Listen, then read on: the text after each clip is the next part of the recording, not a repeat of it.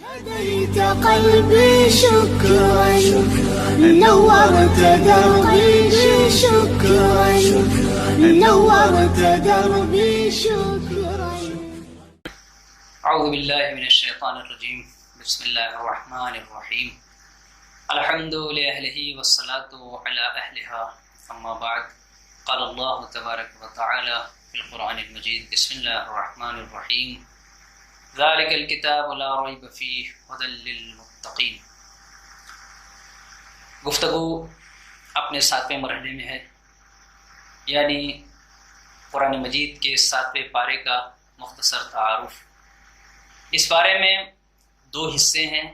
پہلا حصہ سورہ مائدہ کا بقیہ حصہ ہے اور سورہ انعام کی ابتدائی آیتیں یا ابتدائی حصہ۔ پہلے حصے یعنی سورہ مائدہ کے بقیہ حصے میں پروردگار عالم نے 3 باتوں کی طرف اشارہ کیا ہے، یا یہ کہا جائے کہ 4 اہم باتوں کی طرف اشارہ کیا ہے۔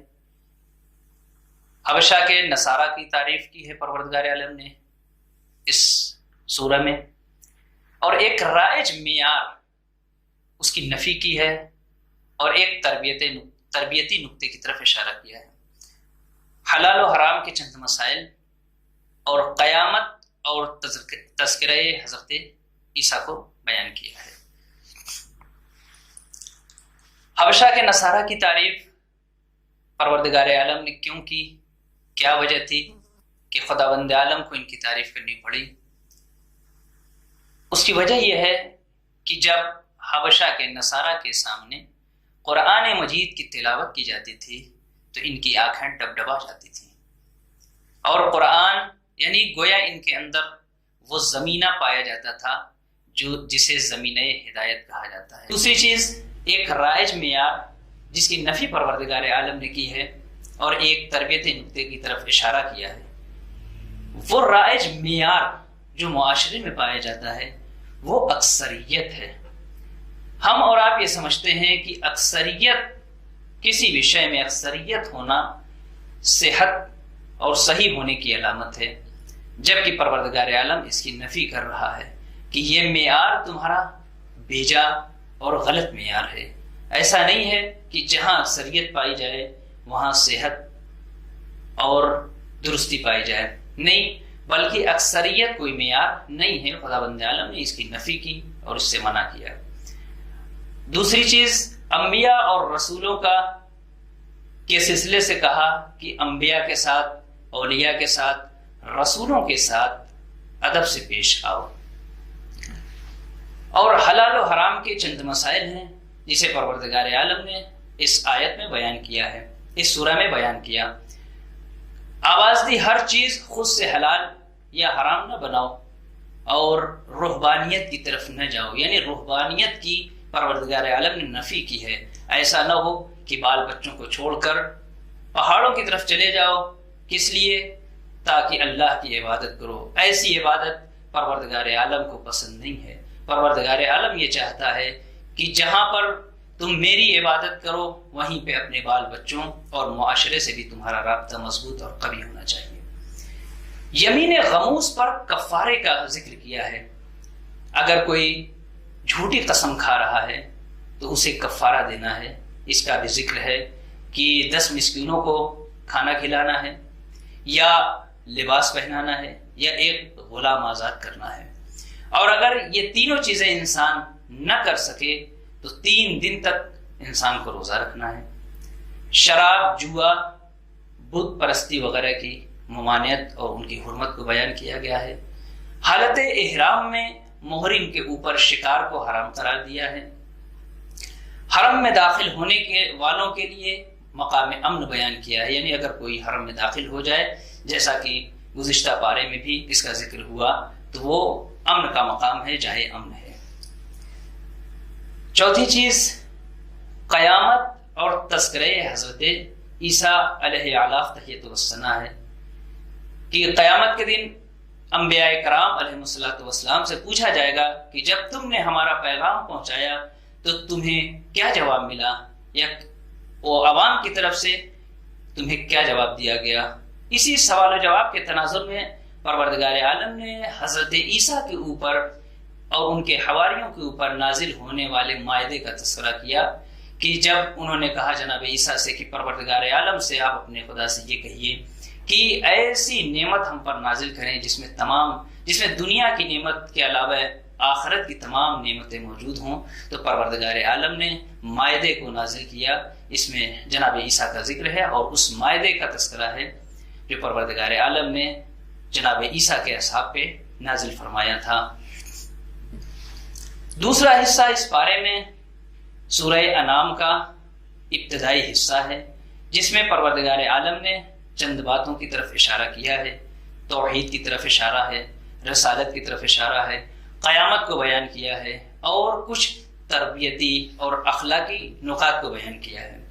توحید اس سورہ میں پروردگار عالم نے اپنی حمد و ثنا کی ہے اور اپنی عظمت اور کبریائی کا ذکر کیا ہے کہ ذات پروردگار عالم بہت ہی عظیم ذات ہے، کبریائی صرف اس کو زیب دیتی ہے اور کسی اور کو نہیں، حمد و ثنا فقط اس کی ذات کے لیے ہے، کسی اور کے لیے نہیں۔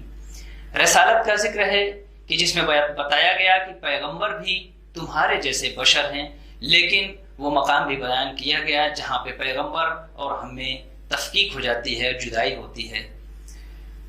اس کے علاوہ مستقل انبیاء اور اولیاء کے علم غیب رکھنے کی نفی کی گئی اس آیت میں، اگرچہ دوسری آیتوں میں یہ کہا گیا کہ انبیاء الہی کے پاس مستقل علم غیب نہیں ہوتا، علم غیب ہوگا جب پروردگار عالم انہیں عطا کرے گا یا جب وہ چاہیں گے تو اسے استعمال کر سکتے ہیں۔ پیغمبر کی تسلی خاطر کے لیے پروردگار عالم نے اس سورہ میں یعنی سورہ انعام میں تقریباً 18 انبیاء کا ذکر کیا ہے اور ان کو نام بنام بیان کیا ہے، مثلا جناب ابراہیم، جناب اسحاق، جناب یعقوب، حضرت نوح، جناب سلیمان، جناب ایوب۔ اس طریقے سے 18 انبیاء وہ ہیں جن کا تذکرہ پروردگار عالم نے پیغمبر کی تسلی خاطر کے لیے اس سورہ میں ذکر کیا اور اس بارے میں بیان کیا۔ اور یہیں پہ ایک نقطہ اور ہے کہ جہاں پر جناب ابراہیم کے چچا کو پروردگار عالم نے اب کے نام سے ذکر کیا ہے، یعنی البتہ یہ آزر جو ان کا چچا تھا اسے اب اس لیے کہا گیا کہ زبان عرب میں اگر کوئی کسی بچے کی پرورش کی ذمہ داری لے لیتا تھا، کفیل ہوتا تھا، تو اسے بھی اب کہا جاتا تھا، ورنہ تاریخوں سے واضح ہے کہ جناب ابراہیم کے والد کا نام تعارف تھا اور آزر باپ نہیں تھا بلکہ ان کا چچا تھا۔ قیامت کا بھی تذکرہ یہاں پر پروردگار عالم نے کیا ہے کہ قیامت کے روز اللہ تمام انسانوں کو جمع کرے گا۔ کئی چیزیں قیامت کے سلسلے سے ہیں کہ قیامت کے دن اللہ تمام انسانوں کو جمع کرے گا، جب ہو کا عالم ہوگا، نفسا نفسی کا عالم ہوگا، ہر ایک کو اپنی پڑی ہوگی، کوئی کسی کو نہیں دیکھے گا، باپ بیٹے کو نہیں پہچانے گا، بیٹا باپ کو نہیں پہچانے گا۔ روز قیامت کسی انسان سے اگر عذاب ٹل جائے تو گویا اللہ نے بہت بڑی مہربانی اس کے اوپر کی ہے۔ روز قیامت مشرکین سے مطالبہ کیا جائے گا کہ وہ تمہارے شرکا کہاں ہیں، لے آؤ، جنہیں تم خداوند تبارک و تعالیٰ کا شریک قرار دیتے تھے۔ اس روز جہنمی افراد دعا کریں گے، قیامت کا دن ایسا دن ہوگا، دعا کریں گے ہم دوبارہ کاش اس دنیا میں پلٹا دیے جائیں اور پلٹانے کے بعد پھر سے ہم اس جو گناہیں اب تک انجام دیتے ہوئے آئے ہیں، جن گناہوں کے مرتکب ہوئے ہیں، انہیں ہم ترک کر دیں اور جنتی بننے کی کوشش کریں۔ دنیا کی زندگی کو مختصر زندگی بیان کیا گیا ہے، کھیل اور مشغلہ کہا گیا ہے۔ آخرت کی زندگی کو کہا گیا کہ بدرجہ بہتر ہے، بہترین زندگی آخرت کی زندگی ہے۔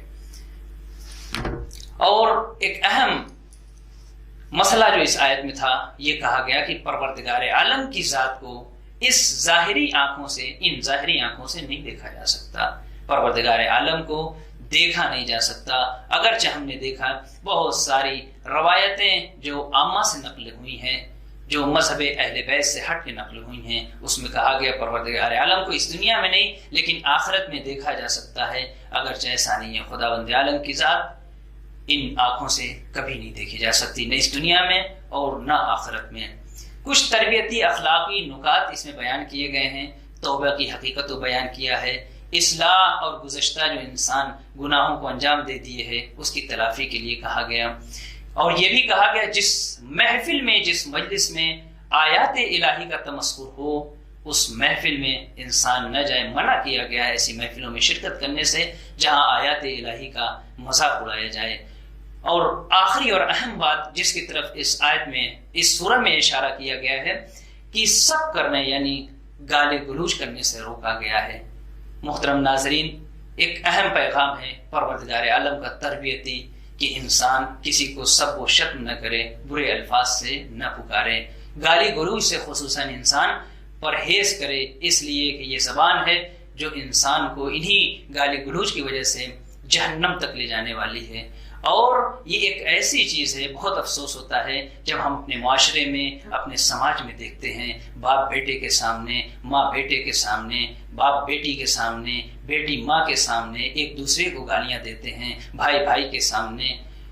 بہرحال یہ بے انتہا افسوس کا مقام ہے۔ اور اس کے بعد یہ کہتے ہیں کہ مولانا کیا کریں، بیٹا ایسا ہو گیا، گالیاں دیتا ہے۔ یہ ایسا ہوا نہیں ہے، اسے ایسا بنایا گیا ہے، اس نے آپ ہی سے سیکھا ہے۔ اے کاش آپ گھروں میں یا گھر کے باہر اپنی زبان پہ کنٹرول رکھتے تو آئندہ کی جو ہماری نسل ہے وہ آپ جیسی غلطیاں نہیں کرتی۔ والسلام علیکم ورحمۃ اللہ وبرکاتہ۔